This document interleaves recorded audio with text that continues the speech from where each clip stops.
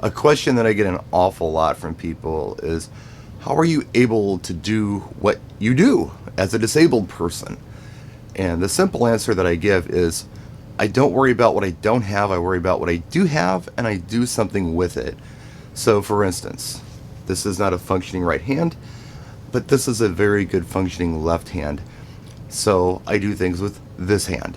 And if something comes up where I have to do something with two hands, and obviously I don't have the second hand, I have to think of a way or a technique or a tool that will allow me to do that thing independently. My DJ system is a perfect example. Now, the DJ system I had before my stroke was a two-handed DJ system. There was no way that I could haul that and load it and all that stuff with one hand and a bad leg. So I put together a system that I could indeed handle with one hand and a bad leg, and I do fine with it. It's not a problem. And, some people are really impressed that I can do things like work on a car with one hand. But when you think about it, when you watch a mechanic work on a car, they usually just have one hand in the engine compartment or up under the car. They don't have two hands. It's a one-handed thing. They can only get one hand in that space. So I know that, I realize that, and so I can do most things. Yeah, I need some help with things, of course I do. But most of the time on little things, I can handle it. It's not a big deal. What gets frustrating is when you get to the point where you can do a lot of things because you've come up with all these ways and tools and techniques to do them, and people start to look at you as normal.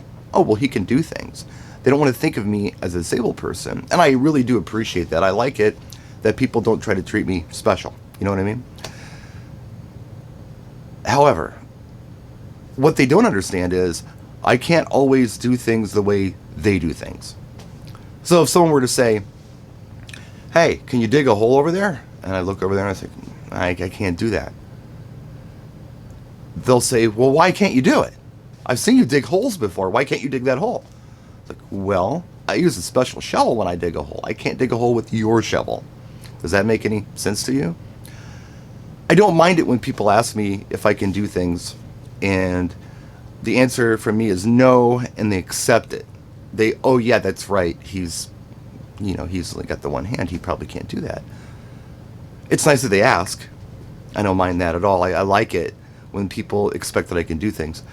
But what I hate is the why. If I got to explain to them why I can't do it, it's exhausting. It's really none of their business. I just can't do it. If I had the tool, I could probably do it, but I don't have the tool, so I can't do it.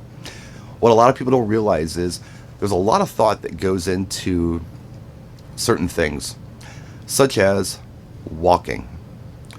I have to think about every step that I take when I walk.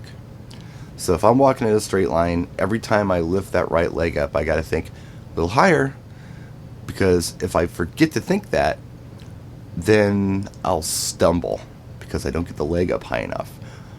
And it happens a lot. Sometimes I get brave and I say, yeah, I don't got to think about this anymore. I'm just going to go ahead and walk.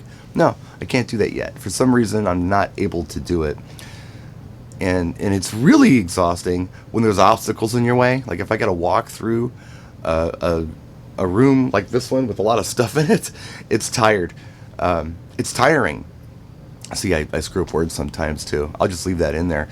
Sometimes turns into sometimes. So yeah, sometimes I'll stumble words. That's just a thing. It's a brain thing. There's brain things happening here that people don't realize.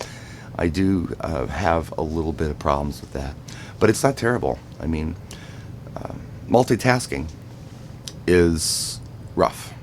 And let me explain. I can do 8 things that are related. That's not a problem.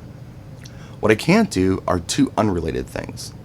So, when I'm DJing, I can do several things at once. I can think about, things that are happening on the dance floor and what I'm doing when I'm working.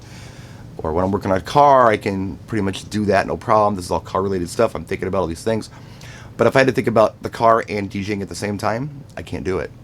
That is not something that I'm capable of to do with any kind of efficiency, because it's just frustrating. It's like too much processing power is being used to try to work on 2 completely unrelated things. And some people may say, hey, big deal. I can't do it, and I haven't had a stroke. Yeah, but I used to be able to do it. It's kind of like, if you said, well, if I say, well, I can't play the guitar anymore, and they're like, well, yeah, but I never could play the guitar anyway. So, yeah, but I used to be able to play the guitar. It wasn't a problem. Now it is.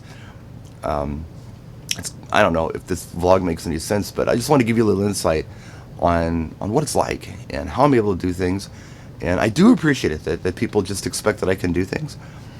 But when I say no, I really like it when people accept that answer instead of challenge me on it and question me on it with the why. Because now, do they really want an explanation on this? What do they expect from me? Or if they get frustrated with me because I can't do it, that's unnerving. It's like, my God, I'm here, right? I mean, that should be enough. But now you're upset because I can't do this task with this tool you've given me? Yeah, I don't know. I do pretty well, though, and I'm pretty thankful for what I do have and what I can do. And again, I'm thankful that people pretty much look at me as normal. So anyway, quick vlog.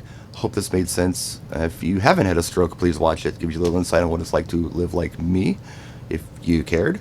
That's it. We'll see you next time. Take care of yourself.